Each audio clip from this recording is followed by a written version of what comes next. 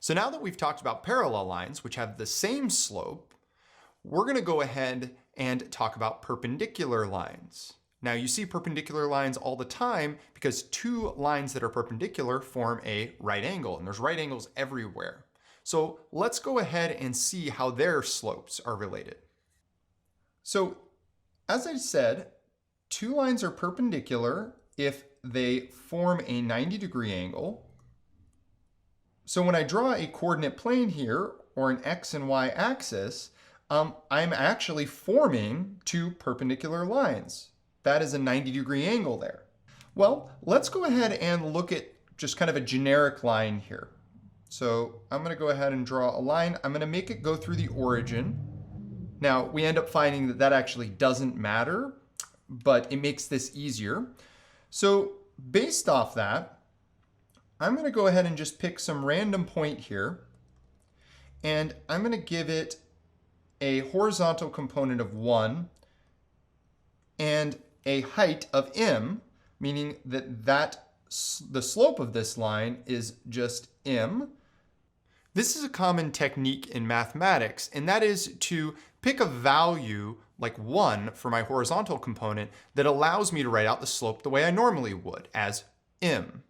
It's not necessary. I could make the numbers more challenging, but as I mentioned before, why would I do that? Let's get back to the example.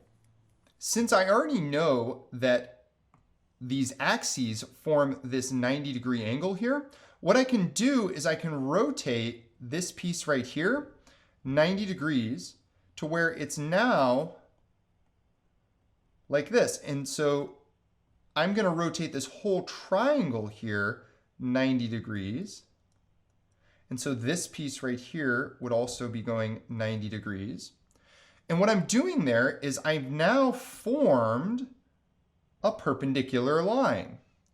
And I've done it in a way where I already know that the height of this triangle is 1, or the change in y for the line. And the horizontal component is just m, but in this case, it's going in the negative direction. Oh, okay. So in this case, I know that the slope of this second line here is just going to be 1 over negative m. Again, I have a height of 1 and then a kind of horizontal change here of negative m. So now we can kind of formalize this in that perpendicular lines have different slopes, so that if the slope of one line is m, then the slope of the perpendicular line, I'll use a little subscript here to show a perpendicular symbol, is just going to be negative 1 over m. And an example might help with that. If the slope was, let's say, 2 over 3, then the perpendicular slope would just be negative 1 over 2 over 3, which we could write a little more clearly as just negative 3 over 2.